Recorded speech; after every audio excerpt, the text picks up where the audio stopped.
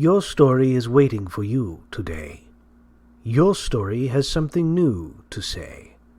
But your story will only come out to play when you're alone. Alone. Alone in a room with invisible people. The following episode may contain swearing. Alone in a Room with Invisible People is brought to you by hollyswritingclasses.com. If you find value in what we do and you'd like to support the podcast, go to ko-fi.com. That's ko-fi.com/alone. Or you can go to alonewithinvisiblepeople.com/support us to find out more. Thank you. Hi, I'm Rebecca Galardo, the host of Alone in a Room with Invisible People. I am here today with author and teacher Holly Lisle, and today's episode is a special emergency breaks up the schedule routine of our other episodes. So this might be out of order compared to the next one that I have to put this together in my head. The one that is scheduled to come out Tuesday will not come out Tuesday. This one will be there instead. And then, so if you guys hear us talking about what we did last week, I'm not sure what we did on the next episode, but it's inaccurate. There might be some references that are now suddenly dated. Yeah, so I'm sorry about that. I think maybe the title of this should be How to Crash Your Book into a Wall at 100 miles an hour and break everything that you've done for the past 5 months and then walk away. I know you don't watch Parks and Rec, but you're about as good as coming up with titles as Leslie is coming up with the headlines for newspapers. It's like half a paragraph. I lack pith. Yes. I am not pithy. Okay, so we're going to switch up the routine a little bit and talk about what I did last week, because Holly has altered things, but this is just for this week. So let me get to my page here. I am all of fluster. Okay. So Monday I finished lesson 14, which was huge for me because that was the conflict tracking, and that one I had been kind of on for a while. It wasn't like I was stuck on it, but I was kind of running up against it and stagnating against it just a little bit with the other things going on in my life. Then Tuesday I did 15 and 16, and I started lesson 17, which is the actual cut. So I was really excited. I know on that first day I got the opener scene done, and it felt great. I had the words written down here. They're in the other page. I mean, I think like I got maybe roughly 5,000 words done last week, because Wednesday was one scene that had already been written was revised, and then 3 new scenes. And I'm really, really getting super duper fucking excited when I'm reading, like, and not reading, but writing the new scenes, because again, all of this work that goes into that 3-inch thick binder of notes for Fulton Hills and the house on Andrews Ave has really just helped me hone in and focus. I cannot thank you enough, and like I cannot speak enough to the power of how to revise your novel. The way that I was able to just hone in and focus on what I want the book to be and what I meant it to be, and even find ways to make it better. So Thursday I got 2 scenes done. One, I actually 90% of it was going to be new, so I had to just sit there and on the computer and write out the first part because it was all going to be new. And if you haven't taken How to Revise Your Novel, Holly does longhand, but I can't do longhand physically because my hands go numb, my wrists kill me, that sort of thing. I can only do moderate amounts of handwriting. So this is one of the ways that I've adapted what she teaches for my situation. But yeah, I definitely suggest giving it longhand a shot first. So that was my week. I got a lot done. I'm finally into the cut of The House on Andrews Ave, and I cannot wait to get this into the hands of the readers that are going to help me make it better, like you and Matt first, and then my bug hunters. I am so excited. And this is going to be a big book. I'm so looking forward to reading this. Yeah. Oh, I almost forgot. I got to actually knock off the first page of my focus outline. Oh, I got through an entire page of my focus outline hoot! in revisions. Yeah. Hoot! That's kind of a neat way of tracking it, even though I have like 87 scenes. So yeah. Okay. All right. So how was your week, Holly? My week was painful, exhausting, frustrating, heartbreaking, and then wonderful and exhilarating.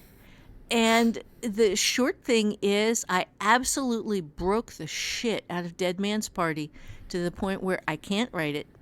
I am. Well, you could. You could actually physically write it. I could but- actually physically write it because I found out where it's going. I found out where it has to go, but it is no longer a book I can love.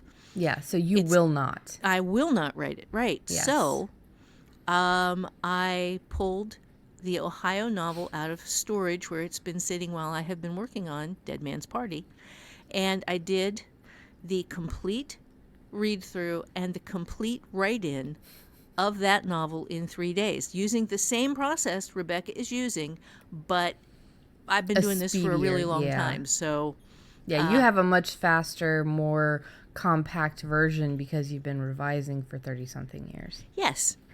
So the process is completely adaptable, and while she's doing what your second revision using the process, or third revision using the process, this is about my 30th or 35th or I was going to say probably number. closer to 40 because I mean you're looking at I'm probably almost 50 at this point. Yeah, because you've got I've got a lot of shit out there. Yeah. I really do. So okay, but now let me get back into the details because this is about the fact that you have to write what you love, and sometimes in making the book better you can make it not the book you want, that not the book you can write anymore, because it's the true soul of the book. But before you get into that, I want you to clarify for people the difference between quitting something because it is not the right book and quitting something because it is hard. Okay. There are times when you're going to say, oh God, I don't know what to do next. I can't figure out, I am just so frustrated. This is breaking my heart. I just don't know what happens next. You keep going with that. You maybe take a break. You walk around a little bit. You ask yourself better questions, but you don't quit. I found this part of this now is I'm going to walk you through what tells you that this is not the novel that you need to write. That this is a novel. See, I'm going to give this book because it really is a good book. It's just not a book I can write anymore. Yeah. So I talked to my son. My idea. Yeah, Becky's idea, because I was going, my God, I don't know what to do with this because it's good, and there are parts of it that I absolutely love, but this one thing, I'm going to go into the one thing that changed, and it was just 3 words. This one thing made it a book I can't write anymore because I will hate my life if I do. And she said, well, Mark likes that kind of thing. Yeah. That sounds like something Mark likes. Yeah. That's a family inside joke, but seriously, it is his kind of thing. And I mean, who knows if he'll do anything, if he does, that would be amazing. And he can change. It's like Ghosts and Gremlins when you gave it to me. I could change whatever I want. It's no longer the book that you are fully attached to. So you have that distance, which is great. Right. But yeah, let's explain. Go ahead and explain why. Yeah. Well, I have been struggling, and I do mean struggling, with the revision of Dead Man's Party for months. And it was so hard for me that I actually thought I had forgotten how to revise a novel, that I had lost the process somewhere in the back of my mind. And it isn't even that it's been so long since I've done it. It's just the process felt broken to me. Yeah, and that's one real big key right there is all writing is going to make you doubt yourself a little, and then you overcome it, and then you're like, you're stronger for it. But for you to be so many years in, struggling on this thing for months and months, and then also think that like you've forgotten how to revise entirely. Yeah. Those are big red flags. Yeah, those are. This is something deep and dark is wrong in the bottom of my soul. And that isn't even an exaggeration, because No. I was actually physically depressed about this. And I had this breakthrough.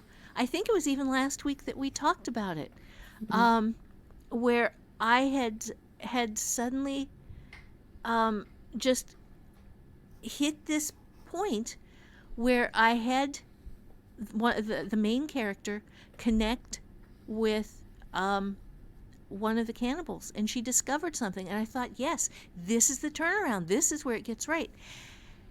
And then I asked myself a really important question, and this is where finding out that it might be a great book, but it's not the book for you, might happen. Is you ask a question about a character at the midpoint that simultaneously makes him come to life and makes the book something that just appalls you.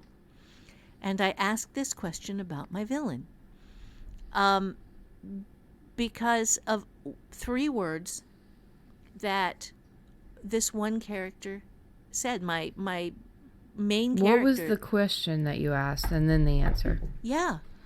I said, well, how much, the question that I asked to the character was, well, how much of this shit do you remember? And the 3 words that actually got written into the book was, she remembers. She remembered everything. And it turned the novel from this kind of strange, post-apocalyptic, zombie, cannibal, AI, artificial intelligence, science fiction, live RPG, romance, into horror. But it really wasn't horror up until Last week you said that it was going to have to be horror because of the scene you wrote. Right. Yeah. Because of that. But I was thinking, horror, Stephen King horror. No. This became extreme horror because I understood suddenly what the villain was doing, and that he had this like live clip of the most horrible things the people were doing that he was making them do. That he was getting this live feed that he could watch all of the atrocities, and he was getting his jollies from that. And at that point I couldn't write it anymore. Yeah. It was just, that's just, it is going to be it has the potential to be a really good book, but not a really good book for me. Yeah.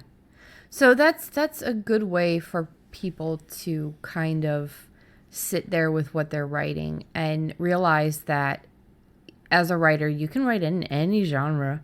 You can, as long as you read and you know the genre as well and you know the story you're telling. But it's, should you?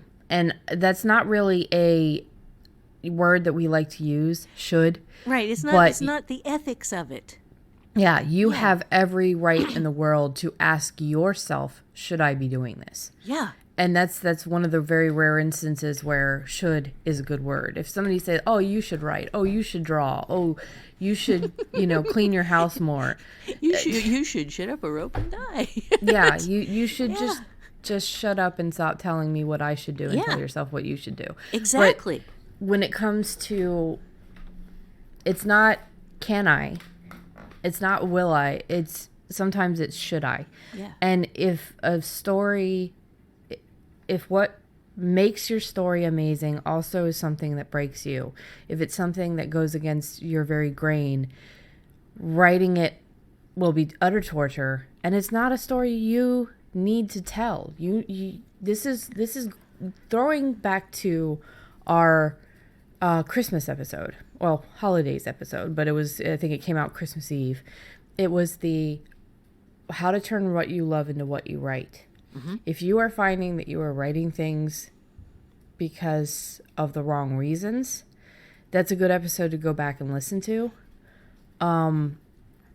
this is really, really what happens when you don't write what you love.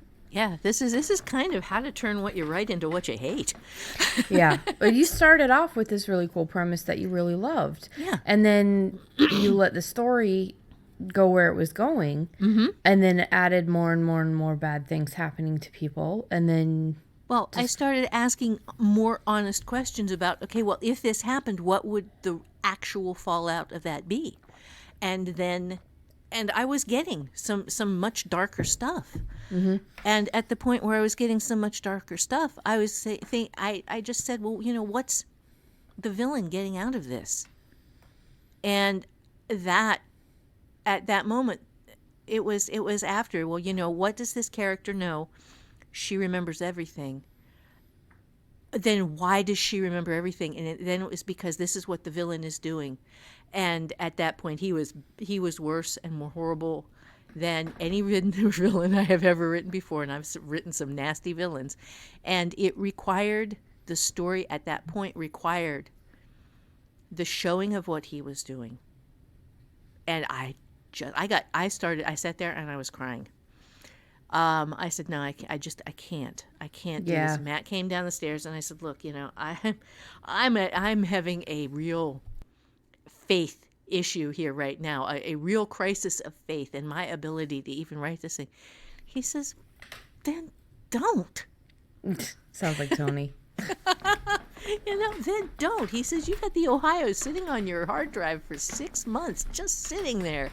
And He says, so what are you doing? And I said, well, I promised that I was going to finish this, for the class. He said, you just use the Ohio novel that you did in 3 freaking days as the advanced version of that if you wanted to put the demo in there. Yeah, the read in and write through. I can just go through the steps of the read in and write through of that thing that I did in 3 days, which is something that the first time you go through it takes about 7 months. It can take. Yeah, if you do it with the course, it's probably like 4 or 5 months if you keep up with it. But those 1Bs, as people are talking about, are.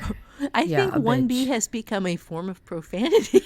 1B, but I think sets and stages also, like, they don't take as long as the 1Bs, but if you're doing them right and you tend to be a white space writer in your first draft like me, the sets and stages, while amazing and eye-opening and deepening, are also, like being chained to a desk and slamming your head into a monitor. Every single time. The advantage of this is that every time you go through the process, you find less to fix.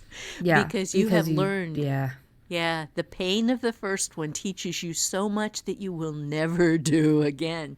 So there are some things that I definitely did not do again. And I'm looking forward to making less mistakes in the next book. Yeah. Yeah. And that was basically the thing with the Ohio novel, is that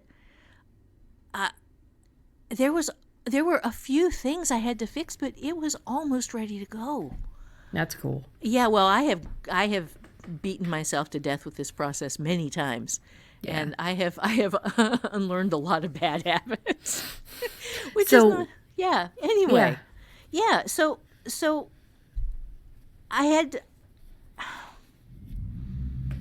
I knew that my answer was right. I knew that it was absolutely perfect. And in the moment that I knew that it was perfect, I knew that I couldn't unsee what I'd seen. I couldn't unmake the villain. I knew what he was. You couldn't weaken him. No, I couldn't weaken him, because I went in that moment when I saw what he was. I saw that he was the perfect villain for this book. But I was going to have to show. And I was an ER nurse, man. I have seen some serious shit. I have been elbow deep in other people's blood more than once. And this is something I could not bring myself to write. It was genuine, extreme horror, and I am just not willing to go there. And you don't have to have been an ER nurse to not enjoy that kind of thing. There's there is No, this. I'm saying that's makes me not too tender. Yeah. 'Cause Yeah, I you're did you're that saying, shit. but you've also seen a lot of stuff and you don't Yeah. want to have to see it again. You Right. like stop nursing, so you shouldn't have to be exposing yourself to this kind of thing. But it's also, there are just people out there that, maybe you can read it. I can read it. I can watch really gross horror movies because there is this line. But when you're like, there are people that will watch videos of atrocities, and it makes me physically ill and depressed to do that sort of thing. So I can't do that. Yeah. And that's the person you're talking about writing. And it's not just somebody watching these horrible atrocities, but also the cause of them. Yes. So I can definitely relate to not wanting to have written that. Right. That is just not where I want to go. That's Yeah. not where I want to take my career. So, and that moves us a little bit further into this. I let go of the book. I called my son. He called me back when he wasn't driving, and we talked about it a little bit. And I explained to him where I hit my wall, and he said, "Well, I'm working on an extreme horror thing right now for a contest that I want to enter, and I got to do that first. But if there's no time limit on this, yeah, send it to me, and I would love to, see if it's something I can do something with." Yeah. And I don't think he understood that you were giving it all over to him. I mean, obviously it's going to be a collaboration. Collaboration, yeah. Okay, so I want to kind of go over the difference between understanding a book that you're just having problems with, and understanding a book that you really need to stop writing, let go of, and walk away from. And we touched on that just a little bit, but first off, start with where you started with the book. Dead Man's Party for me was a combination of novelty and experimentation. I was doing... How to write a novel. Yeah, I was writing the How to Write a Novel course. I was demonstrating how to build an artifact. And then I built the book from the artifact. And this is a way to come up with brand new ideas. And it worked really, really well in my demo. And I came up with something I had never considered writing anything like in my life. And initially, in the first draft, it was fun. I mean, I was whipping along at 1 hour a week. And I have the whole thing on video of me writing this 1 hour a week in the class. And it was just flying. The words were flying. I was getting a complete chapter every week in 1 hour. And by the end of the class, I had finished the book. And, it was cool. But as I was writing, the concept kept changing. It kept getting a little deeper, a little stronger, which happens when you are essentially pantsing with a parachute.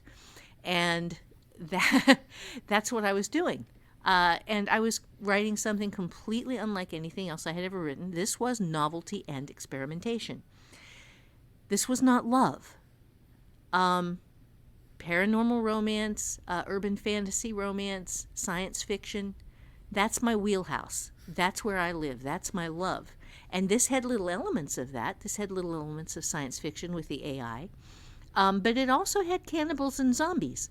And it was post-apocalyptic, and I generally don't do post-apocalyptic. And it just kept getting darker. So it was just way outside my preferred genre.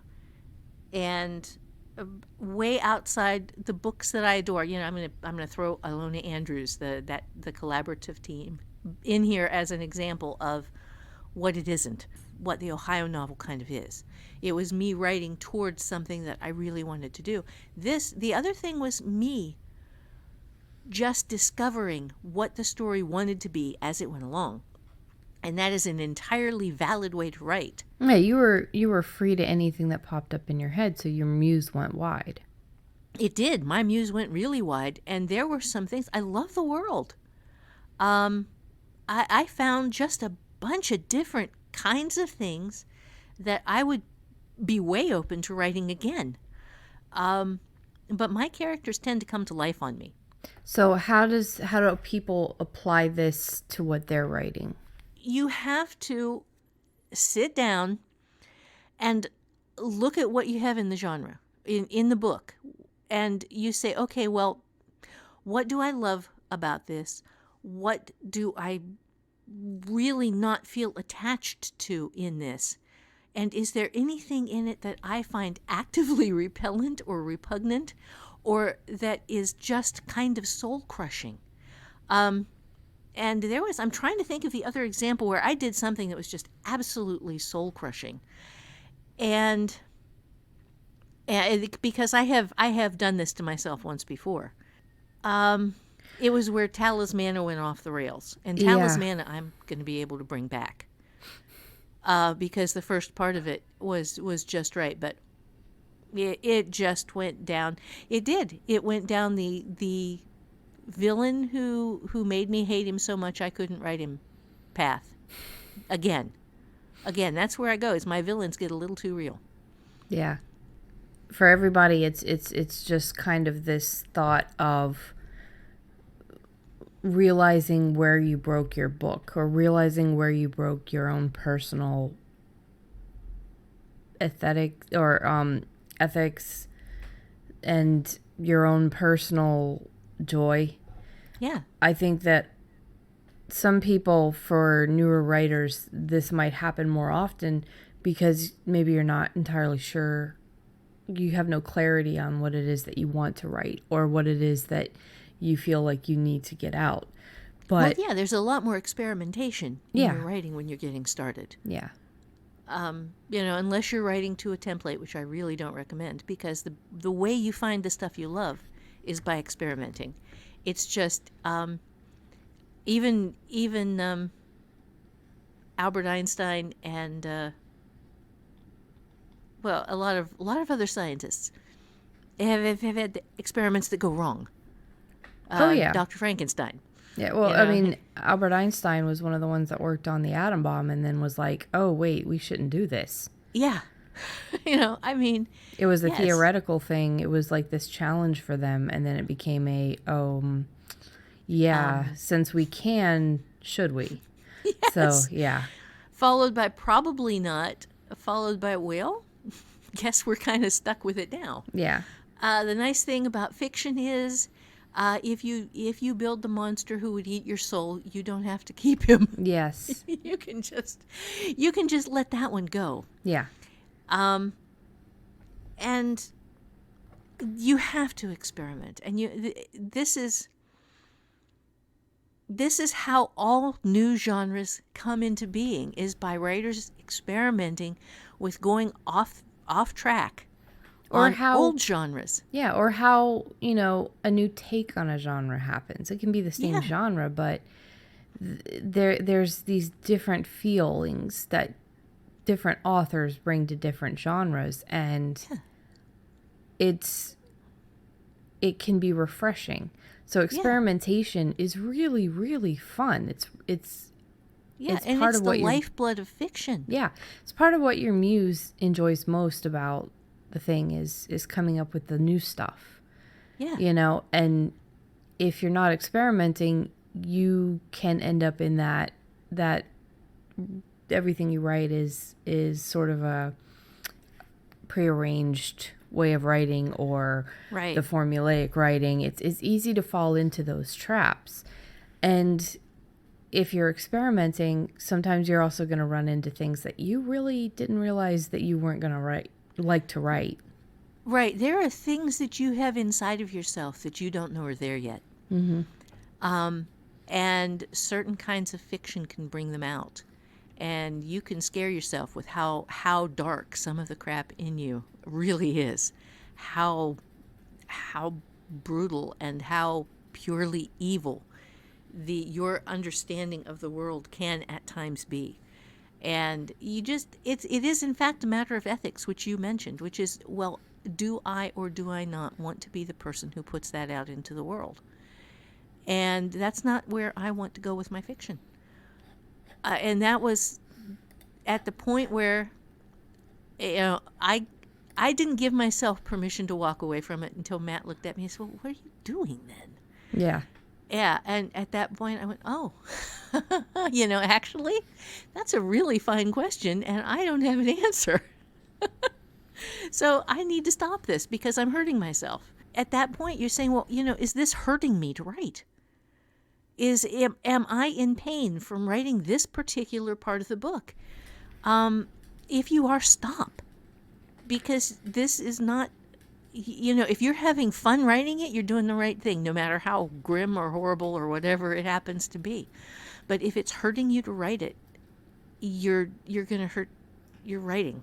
Yeah. You're going to hurt your love of the craft. You're going to hurt your creativity. You're going to crush all of the stuff inside of yourself that wants to make cool things, because at the point where it's hurting you to write, you're not making a cool thing anymore. Yeah, and it's not about the bad, you're going to have some scenes that are rough to write. That's a completely different thing. It's about the entire the book in its entirety. Right. And the villain has caused the entire problem that the earth is facing now. At least if it's still what it was as far as in the book. And that is an impact that reaches the entire world that you're writing, the entire book.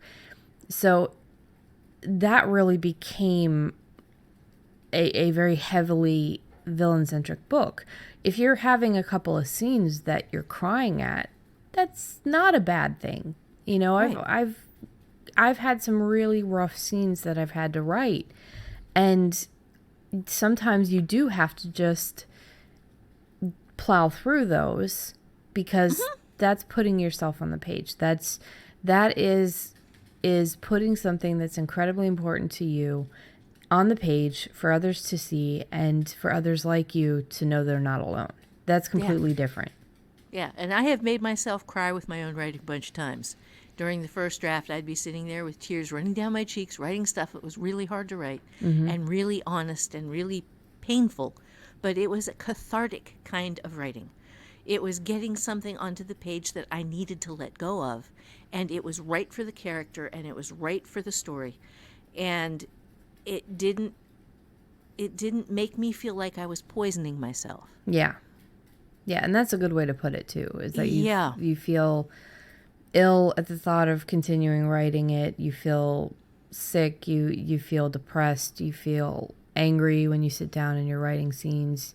Any of those really, really strongly negative emotions, really take a look at what you're writing and why you're writing it. And I am going to let you know that you can write anything. You have within you the creativity and the power and the capability to write any kind of fiction, any genre, any kinds of characters. And so this is the thing. This is the point where you have to look at yourself and look at what you can create, which is absolutely everything. And then take these words to heart. Just because you can doesn't mean you should. Figure out what you love. Yeah. Figure out what brings joy to your life. Because if this isn't fun for you, if this doesn't make you want to get up in the morning or stay up late at night or whenever it is that you have your best writing time, if this doesn't just bring you back to the table every day, it's the wrong thing for you. And that was where I was grinding through, and I had been grinding through for weeks, months. I had been grinding through for months. Yeah. Because I had committed to finishing this thing. And, this was going to be the revision for the upgrade of how to revise your novel. And just because you can doesn't mean you should. And I have to let go of that book because I shouldn't. I am not the right person for that book. And it's it's the kind of thing that Mark would like. So Yeah. It really, really is. It sounds like exactly something that he would have kind of written himself. The funny thing here is that I am not the only person who has just taken this journey. Well, mine was a lot less strong than yours. It was, but it is still the same journey. Yeah. And you ended up making kind of the same mistake. So, or it wasn't a mistake. Choice. Yeah, mine was a choice. Yeah. Mine was a choice too. So you ended up making, this is volitional, guys. This is where you look at it and you say, yes, I can do this. Should I? So give me your Wanda Lucia versus thing. Well, again, this isn't exactly the same because yours was very experimental and you were walking into a genre yet undefined, and I knew I was doing a romantic suspense. And the reason that I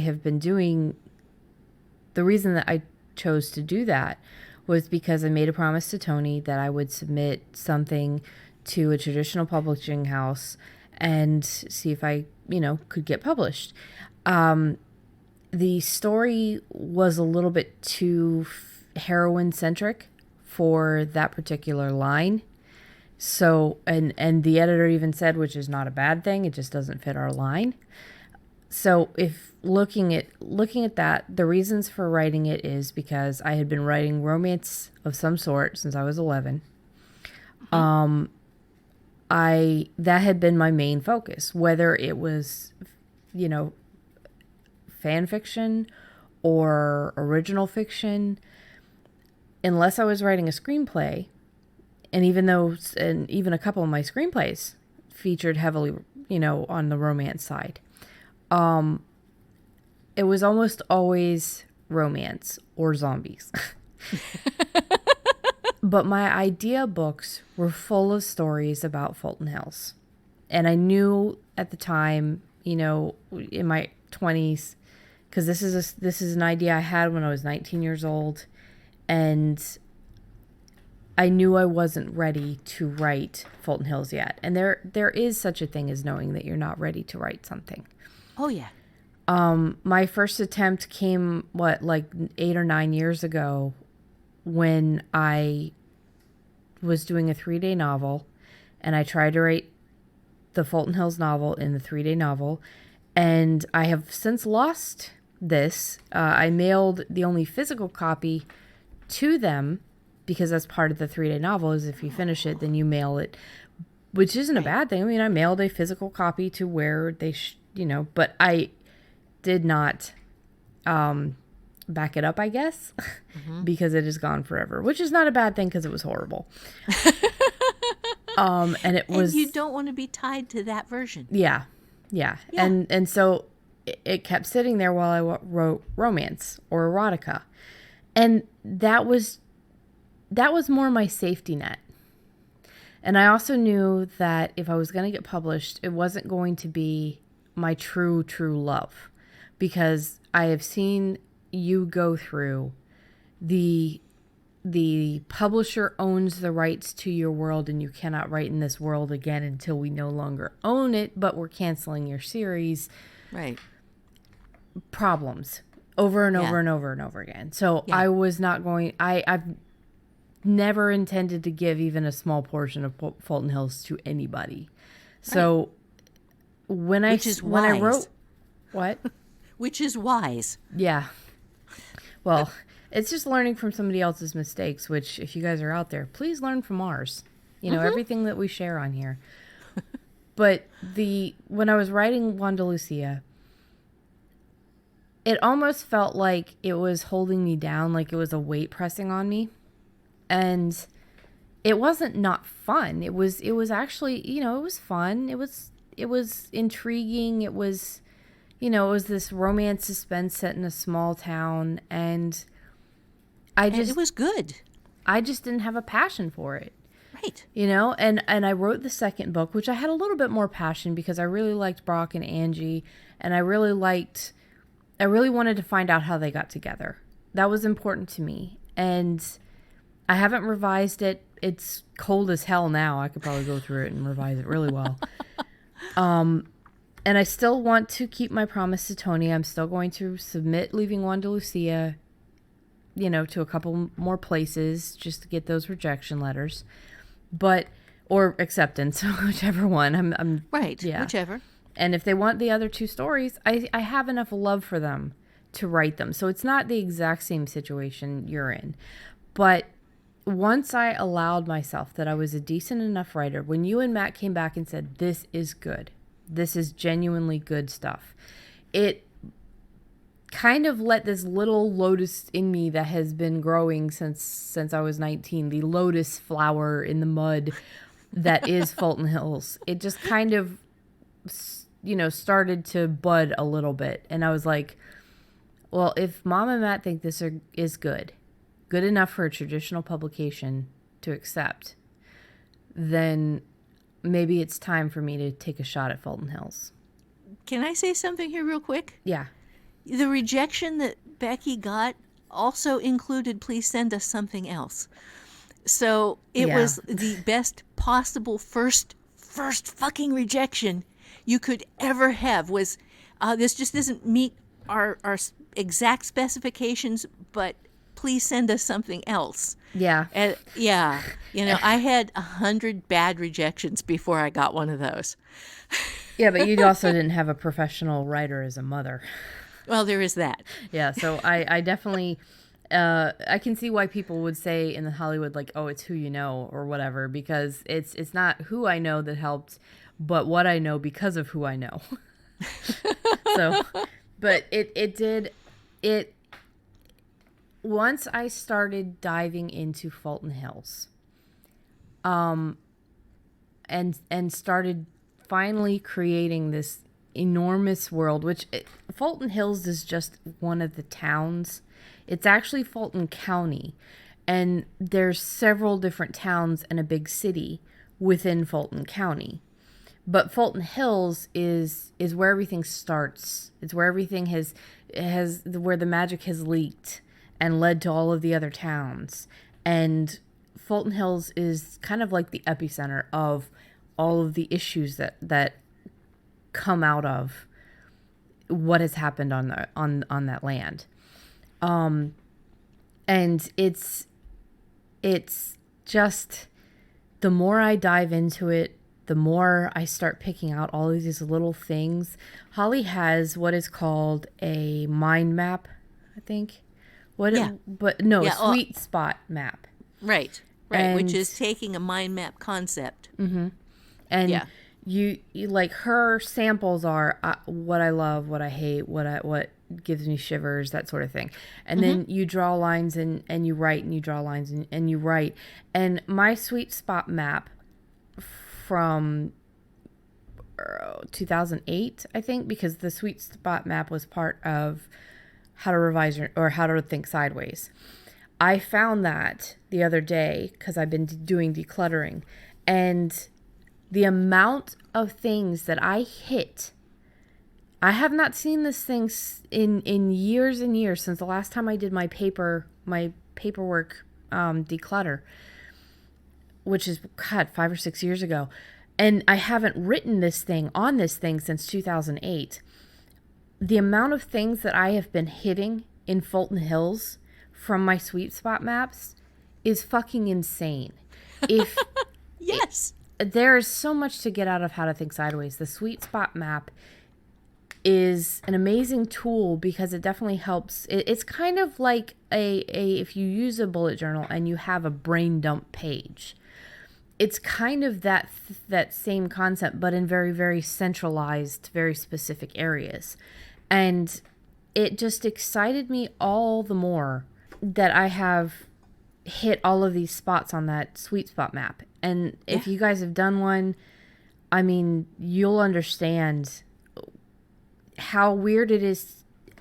I lost it one time, and I had to redo it, and I redid it. And then again, this was 5 or 6 years ago when I was doing the paper declutter. That's when I found the old one, and I was like, hey, I didn't lose it. And just for shits and giggles, let me compare the amount that was still on there. I mean, there are some things about you that you will grow, you will change, you will stop liking Barney when you start hitting, your Buffy, and then there are some things that will change, but the underlying core of why you like certain things doesn't necessarily change. Yeah. And it was just an incredible experience. And writing in Fulton Hills has now made my muse decide that every idea I come up with, unless it's trying to be difficult, every idea I come up with, it's now trying to find a way to put it into Fulton Hills, no matter what it is. I said no vampires, and it's like, oh yeah, well, I'm going to give you this, and we're not going to necessarily use the term vampire, but guess what this is? And it's, unless of course I was open to the idea. That one episode that we did, I was like, okay, fine, give me a story for Fulton Hills, and it gave me World War II. The World War II. Yeah, well, because your muse too is a dick. Yes. But I can tell you just guys me. the difference between writing something that you have, you got to learn to let go of things that maybe you once loved or once were excited about too. And that can be hard, because romance, erotica, that was a big part of my identity. It was a huge part because that's where I found the most success when I was writing the fan fiction and the erotica and romance. I mean, I'm still to this day getting people faving those stories and putting me on their author alerts. But it's like, I don't write that anymore. That's fan Right. fiction. But that just shows like these stories meant something to people, and I got a lot of success from that. So romance, erotica, that was all really deeply ingrained in my identity. But if you're labeling yourself like that, you're limiting yourself. Yeah, that is a beautiful point. If you have a dream to write some sort of big sweeping epic and you know you're not ready for it, that's one thing. But if you have this feeling that maybe what you're writing in, the genre that you're writing in, you're getting a little tired of, you want to try something new, follow that feeling. Don't let yourself lose valuable time that you cannot get back, valuable days, hours, weeks, months, years that you cannot get back, focusing on a genre that you are comfortable in. No, exactly. Always bet on yourself. Always. Always take the gamble that you can do this better thing you're hungry for. No matter how scary it is, no matter how hard it might be to learn how to do it, always, always bet on yourself. Yeah, and always feel free to ask for help. We have the forums. I mention this all the time. Holly talks about how much she loves our people. We really God. do have an I do. amazing community in there, and it's growing thanks to the podcast, because people are more people are starting to find it, and they're starting to see how amazing these people are that Holly has had for years. Some of them have followed her from the 90s. And it's a lot of these people are publishing, a lot of these people are brand new and just trying to learn writing. So it's this wide range, and you guys can go in there and say, this is the idea that I have. You don't have to give out your entire idea, but you can tell them, this is a genre, this is kind of vaguely what I want to do, but I don't know how to break it down. And everybody in there that can help you will pitch in and say, oh yeah, you could try this. And everybody has different processes, so they'll share. Oh, well, if that doesn't work for you, this is what works for me. It is Right. a legitimate writing community, and no politics, no religion, no flaming. So it's a Right, safe so- space. Yeah, it truly is. And we have moderators who will, by God, keep it that way. Oh So, yeah, yeah, and they're nice about it. I mean, they Yes. are. They'll remove the comment and let you know what happened. But again, nobody's a dick. No, nobody is a dick by design. And we all like each other in there, man. It's a really good place to hang out. So, do we have a takeaway for this episode? We do. Okay, so let me just remind you guys, I've had a couple of questions. If you want to support us, there are several different ways. You can go to the Ko-fi account, that is ko-fi.com/alone. You can add support on a monthly basis. You can add it just one time. It's in increments of $3, which is roughly what, it's a coffee. So, and that is going towards the goal of my real goal would be transcripts of every single show, every single, but that is going into the range of probably about $500 a month. And that's a big deal. So you guys know, Because neither of us can swing that. no, absolutely not. We don't have that kind of money. And so that would be the ultimate goal, but I'm thinking that's going to take years for us to get to as far as the Ko-fi account. It might, yeah. Yeah. But, they're very expensive. And sometimes we do 4 or 5 episodes in a month, so it would be very pricey. But yeah, you guys can support us that way, even if it's just paying the website bills, the Kismet, which is a spam filter, anything like that. Any sort of support, every dollar helps. The other way. May I also add that Becky does not get paid for her time doing this. So I would really love to be able to pay her, and donating to the coffee account would be part of that as well. Yeah, it would just help. That's all. I know God. Yeah. The other thing would also be, if you want, you can go to the website, alonewithinvisiblepeople.com. On the top right, there is a bar. It's $5, $10, and $15 increments. And it's just got these cute little names like, casual listener, listen to all the episodes more than once. It's just cute little names. But you're just donating one time. It's not like a huge, there's no obligation. All of the episodes will always be free. And we're never going to do like little secret for members only episodes, nothing like that. It's just, I've had people ask, well, how can I help support you? And I know that we mentioned it before. If you want, you can buy Holly's classes through the podcast affiliate links if you're going to purchase any of her classes.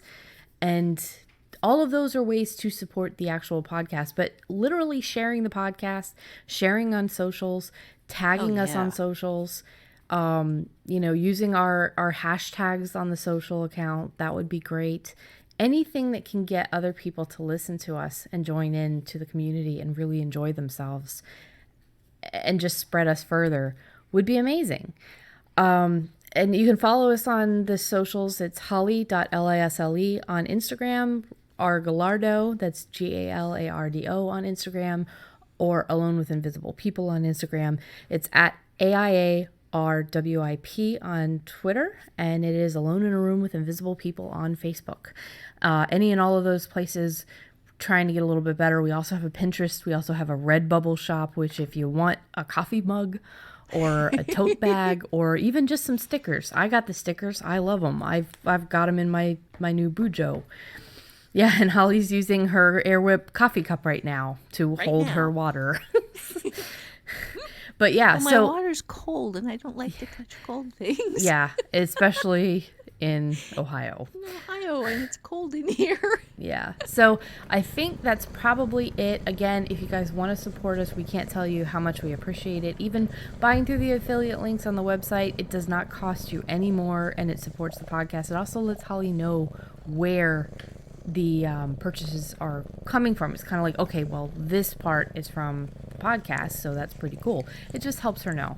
So I think that's probably enough of my rambling. Holly, what is the takeaway for today? Okay, the takeaway here is to trust your gut. You are so much better at this than you think you are. And if you find yourself resisting the work and stalling and maybe panicking, or feeling a little sick to your stomach, or kind of like you just can't move forward, the problem may be the book, not you. And so explore the reasons for your resistance. Sometimes it's the book. Sometimes it's you. And sometimes if it's you, you just push a little harder. You just take a little bit more of a chance. You ask yourself some better questions. Go at it at a different angle, come into the community, ask them. Yeah, and we have 7 zillion different angles at which to approach any problem in the community, and there are more every day. But sometimes it's the book. Yeah. And if it's the book, give yourself permission to just walk away, because you do not need to punish yourself with an albatross around your neck, with pain that makes you unhappy, with God, that's a cute cat sitting there staring at the screen. You do not have to punish yourself. You do not owe the world that book.